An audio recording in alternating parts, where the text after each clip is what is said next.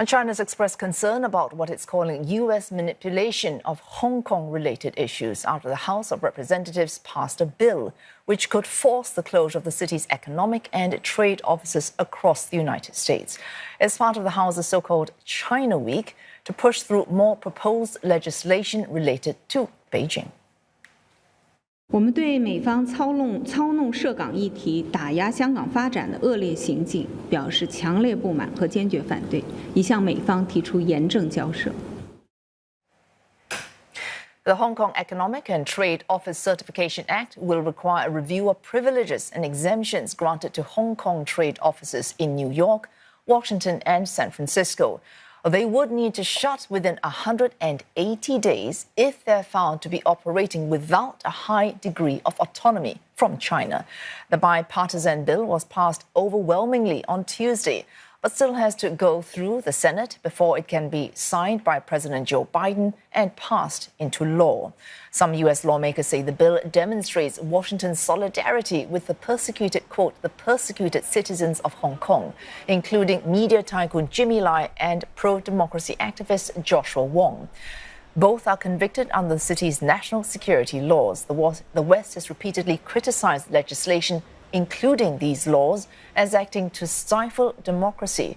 But China and Hong Kong say they are necessary to restore and maintain stability in the city.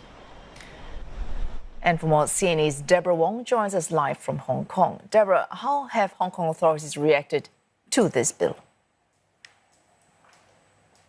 Well, Hong Kong authorities have condemned the bill, calling the move a fact-twisting attack as well as a violation of international law. And the government also said that the act reflected double standards from the U.S. Because the U.S. has one of the most stringent national security legislations in the world, and yet this act was in response to Hong Kong's own national security law. Now, Hong Kong also says that this move will further damage, the normal economic and trade relations between Hong Kong and the U.S. as well as China and the U.S.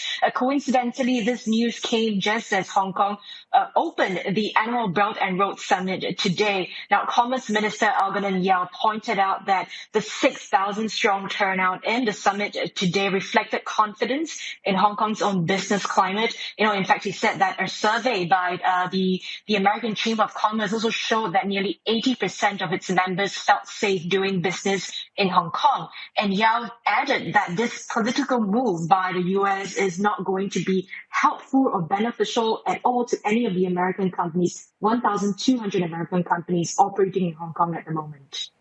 Deborah, Hong Kong has some 14 trade offices outside of mainland China. Only 3, I take it, are in the United States. Why is Washington so concerned about their operations?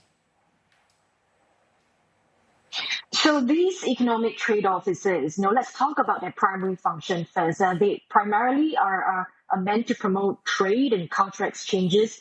Although they are not considered as diplomatic missions, they do possess some privileges and immunities that we normally see with diplomatic missions. But back in this May, the U.S. became concerned after UK authorities arrested 3 men and charged them with for foreign interference. Now, this included the office manager in the London Hong Kong trade office, and there were accusations that the trade office was used as a platform to conduct surveillance operations on activists who have fled Hong Kong and now are based in the UK. There was also a similar incident in Berlin, where a former employee of the Hong Kong Trade Development Council was arrested over spying allegations. So in the last few months, we've been seeing and hearing overseas Hong Kong activists call for the closures of these trade offices. They're saying that, as long as these trade offices are open, they are fearing for their safety. Now, Hong Kong so far has maintained that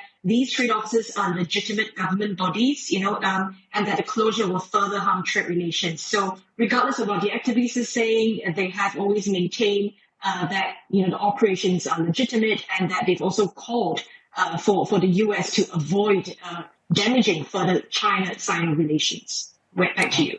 Thanks for that. Deborah Wong, live there from Hong Kong.